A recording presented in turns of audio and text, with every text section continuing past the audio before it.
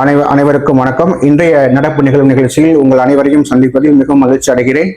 இன்றைய நிகழ்வாக முதலில் பார்க்க இருப்பது மத்திய அரசின் அறிவியல் மற்றும் தொழில்நுட்பத்துறை மாணவர்களை அறிவியல் மற்றும் தொழில்நுட்பத்தில் ஊக்குவிக்கும் பொருட்டு அவர்களுக்கு இன்ஸ்பைரிங் விருது வழங்க இருக்கிறது.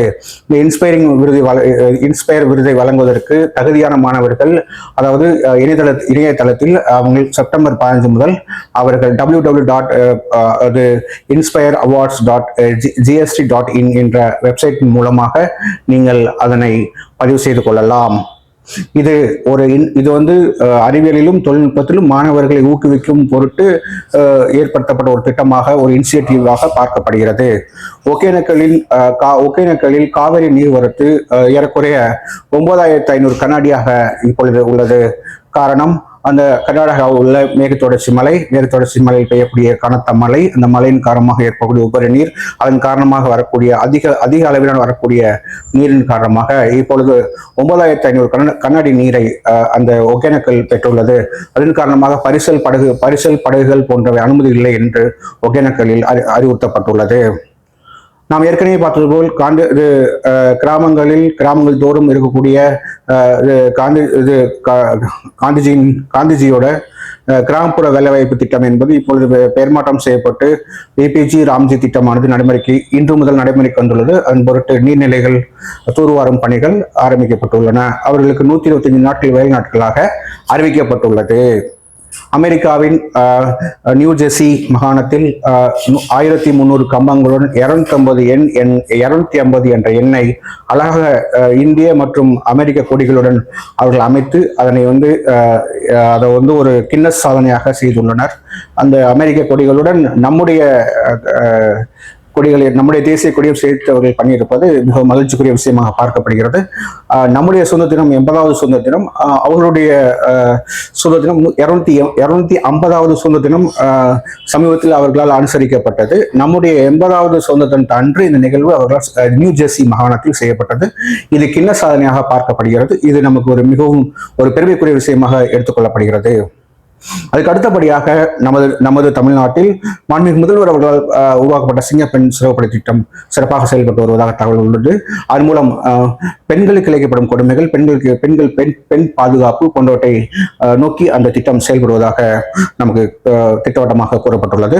அதுக்கு அடுத்து கடந்த 60 ஆண்டுகளில் தமிழ்நாட்டில் இருக்கக்கூடிய கால்வாய் பாசனம், முதல்ல கால்வாய் பாசனம் அதாவது முதல்ல கர்நாடகத்தை பார்த்துப்போம். கர்நாடகாவுடைய கால்வாய் பாசனம் முதல்ல 2.8 ஹெக்டேர். அது இப்ப எவ்வளவு இருக்கு அப்படின்னா தோராயமா 9.6 ஹெக்டேரா இருக்கு கால்வாய் பாசனம் கர்நாடகாவில். ஆனா நம்ம தமிழ்நாட்டுடைய கால்வாய் பாசனம் 8.9 இருந்தது. 8.95 ஹெக்டேரா இருந்த கால்வாய் பாசனம் இப்ப 6.45 ஹெக்டேரா மாறி இருக்கு. ஆக மொத்தம் நம்முடைய விவசாய உற்பத்தி, விவசாயத்தினால் வரக்கூடிய விவசாயத்தினால் வரக்கூடிய ஜிடிபி இதனால் குறைய வாய்ப்பு இருக்குன்னு அர்த்தம் இல்லையா?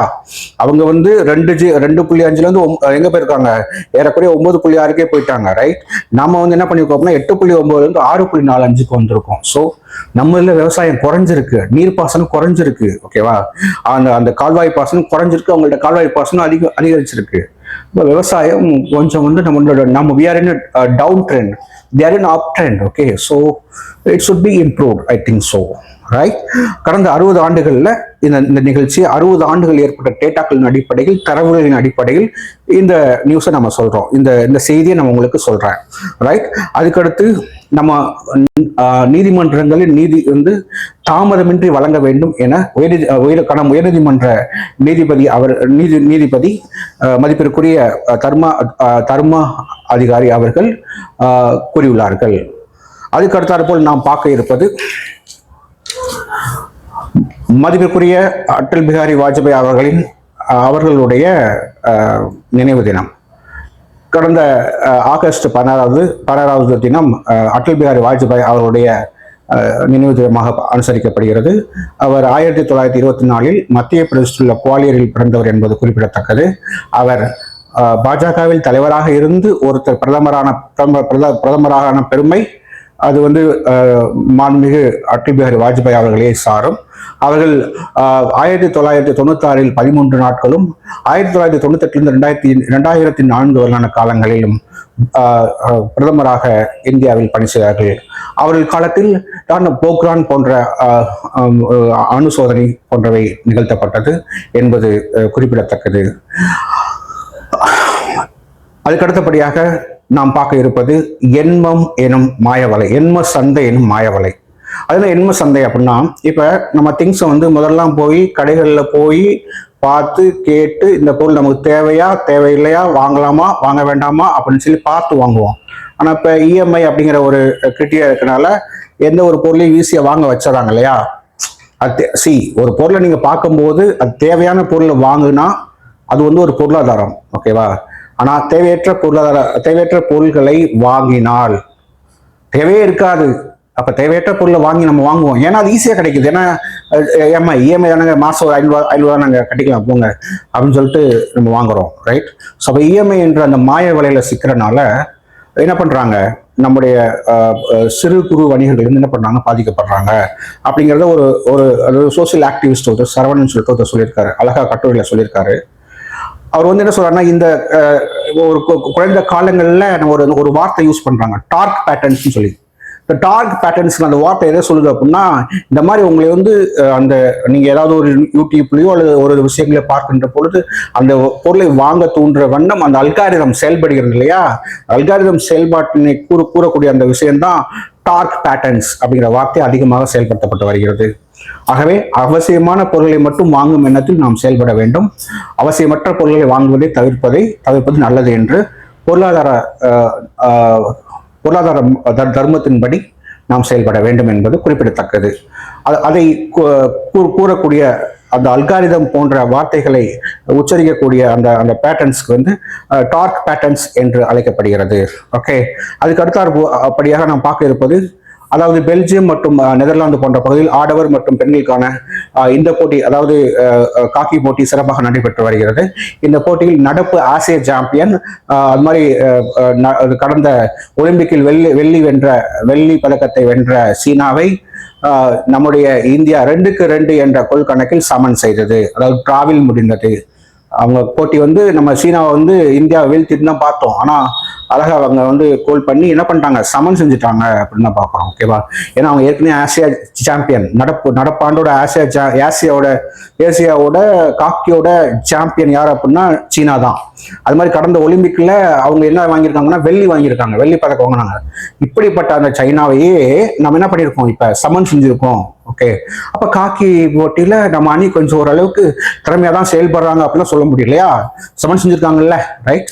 ஸோ அதனால வந்து டிராவானாலும் கூட இது ஒரு முன்னேற்பாடான ஒரு நிகழ்ச்சி. இது அவர்கள் முனைப்புடன் செயல்பட்டுள்ளன என்பதுடன் நம்முடைய காக்கி போட்டி பெண்கள் அணிக்கு நம்ம மனமார்ந்த பாராட்டுகளை இந்த நேரத்தில் தெரிவித்துக் கொள்வதில் நாம் மிகவும் பெருமிதம் அடைவோம். அதுக்கடுத்த நிகழ்வாக நாம் பார்க்க இருப்பது ஒடிசா மற்றும் இரண்டு பகுதிகள், ஒடிசா பகுதி மற்றும் அருணாச்சல பிரதேசம் இரண்டும் கனத்த மழைக்கு ஆளாகியுள்ளது. பெரும் மழைப்பொழிவு ஒடிசாவில் நிகழ்ந்து வருகிறது. குறிப்பாக அங்க உள்ள ஒரு ரிவர் பேர் வந்து சொர்ணரேகான்னு சொல்லுவாங்க. சொர்ணரேகா போன்ற ரிவர்கள்லாம், நிறைய ரிவர்ஸ் வந்து எல்லா ரிவருமே வந்து என்னது நிரம்பி வழியிற வண்ணம் மழைப்பொழிவு அதிகமாக காணப்படுகிறது, ஓகேவா. இந்த நார்த் ஈஸ்ட் பகுதியில் மழைப்பொழிவு வந்து பயங்கரமா இருக்கு. அதோட சேர்த்து நிலச்சரிவு, எங்க இமாச்சல பிரதேசத்தில் நிலச்சரிவு. அதனால உயிரிழப்புகள் இன்னும் நாளுக்கு நாள் அதிகரிச்சுட்டே வருது அப்படிங்கிறது ரொம்பவும் வந்து வருத்தத்துக்குரிய விஷயமா பார்க்கப்படுது, ரைட்டா. அதுக்கடுத்து நான் பார்க்க இருப்பது என்ன அப்படின்னா, நம்முடைய அதாவது கொசஸ்தலை ஆறு, நம்ம சென்னையில கொசஸ்தலை ஆறு இருக்கு, பத்மியாம் கனால் இருக்கு. இந்த ரெண்டோடைய முகத்துவாரம் எதோட இணைஞ்சிருக்கு அப்படின்னா, இதோட நம்ம அது எண்ணூர் இருக்கு இல்லையா, அதோடைய முகத்துவாரத்தோட நம்ம அதோட கிடக்கூடிய அந்த கலிமுக பகுதி அந்த முகத்துவாரத்தோடு இணைந்திருக்கு. அதனால இந்த சென்னையில நம்ம அந்த குறிப்பிட்ட அந்த பகுதி எண்ணூருங்கிற பகுதி அதிக தொழிற்சாலைகளுக்கு பெயர் போன பகுதி. தொழிற்சாலைகள் தங்கள் கழிவுநீர்களை முறையாக சுத்தகரிக்கப்படாமல் வெளியே விடுவது, அது மாதிரி அங்கே உள்ள அனல் நிலையங்களில் வெளிவரக்கூடிய சூடான நீர் கொண்டுவிட்டால் போன்றவற்றால் அந்த பகுதியில் உள்ள கடலுடைய ஈகோ சிஸ்டம் வந்து நல்லாவே பாதிக்கப்பட்டிருக்கு அப்படின்னு சொல்லி தகவல் வந்திருக்கு. அதனால நிறைய மீன்கள் செத்து மிதக்கூடிய சூழ்நிலை வந்து அங்கே நிலவுது. அதனால வந்து தொழிற்சாலைகள் அந்த அந்த எண்ணூரை ஒட்டியுள்ள தொழிற்சாலைகள் தங்கள் பொறுப்பை உணர்ந்து இந்த நேச்சருக்கும் இந்த நம்மை போன்று வாழக்கூடிய கடலை நம்பி வாழக்கூடிய உயிர்களும் அதாவது எந்தவித பாதிப்பின்றி வாழ்வதற்கு நாம் வழிவகுக்க வேண்டும். இதுல இந்த இடத்துல நம்ம என்ன சொல்றோம், ரெஸ்பான்சிபிலிட்டி ஆஃப் தட் இண்டஸ்ட்ரீஸ் இங்க வந்து பிளே ஆகணும். ஓகேவா, நம்ம வந்து சம்பாதிக்கணும், நம்ம தொழில் வளரணும் தான் இல்லைன்னு நான் சொல்லலை. இருந்தாலும் உங்க கழிவுகளை வெளியேற்றும் போது அழகாக முறையா வந்து குறிப்பிட்ட நம்ம என்ன தரவுகள் நம்ம என்ன வச்சிருக்கோமோ அந்த தரவுகளின் படி அந்த கழிவுநீர் வெளியே போகணும். அது வந்து மற்ற ஏனைய உயிர்களை அது வாழ்விடங்கள்ல வாழ்வியல் ஆதாரங்களை அதை அழிக்கிற வண்ணம் இருக்கக்கூடாது அப்படிங்கிறதுல நம்ம வந்து ரொம்ப கவனம் செலுத்தணும் அப்படிங்கிறத நான் இந்த நேரத்தில் கேட்டுக்கிறேன். ஓகேவா, இத்துடன் இன்றைய கரண்ட் அஃபேர்ஸ் நிகழ்ச்சியை நான் முடிவு கொண்டாடுறேன். அடுத்த கரண்ட் அஃபேர்ஸ் நிகழ்ச்சியில் உங்களை சந்திக்கும் வரை உங்களுடன் இருந்து விடைபெறுவது உங்கள் சாமிநாதன். நன்றி, வணக்கம்.